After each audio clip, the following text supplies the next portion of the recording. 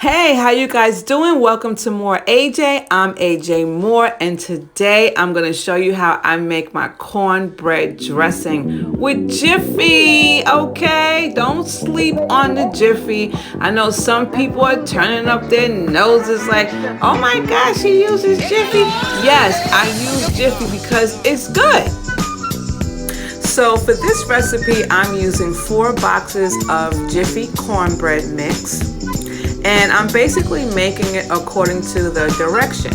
So each box requires 1 egg per box, which I've already added, and 1/3 cup of milk per box. Now I don't have time to figure out what 1/3 times 4 is and how many ounces that is, but all you math heads out there, please comment down below how many ounces that is.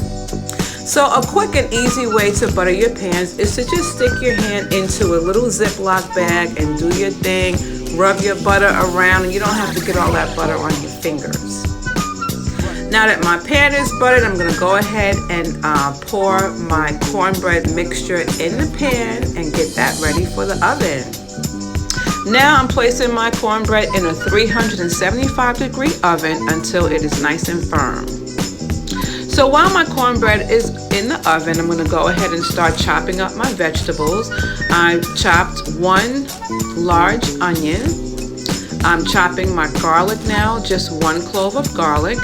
And I will be chopping yellow, red, and green peppers. In addition to that, I'm going to chop up 2 celery stalks.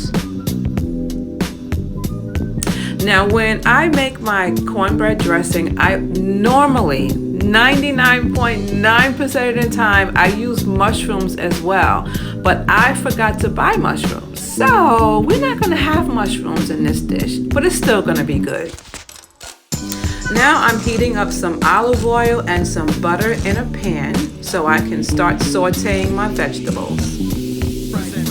Some people put shredded turkey in their cornbread dressing or sausage, and I've done it that way in the past, but quite honestly, I just like it without the meat.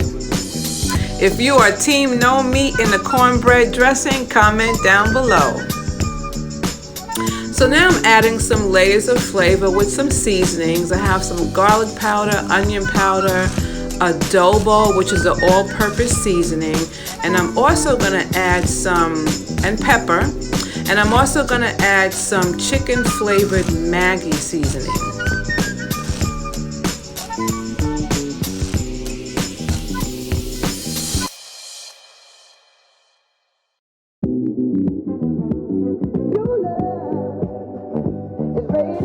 So after tasting it, I realized I need a little bit more seasoning. So I'm going to go ahead and add some more Maggi and some sea salt.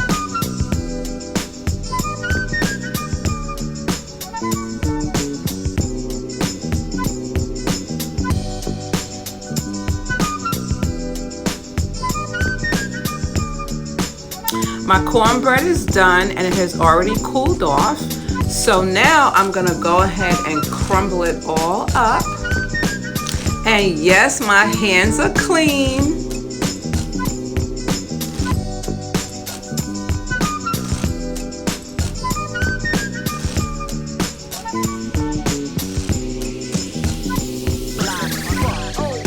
Okay, now it's time to add my sauteed vegetables to the crumbled cornbread.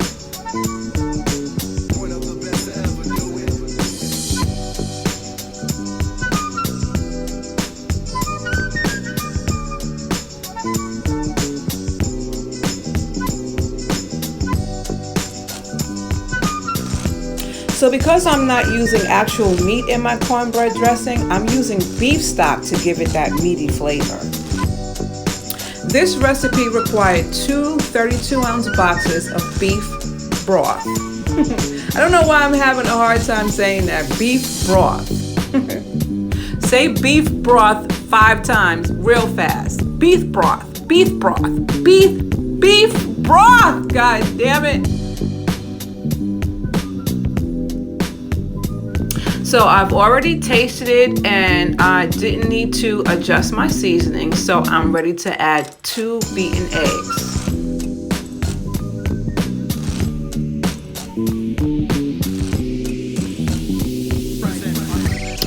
Now I'm gonna mix it thoroughly and make sure that the egg is evenly distributed through the cornbread mix.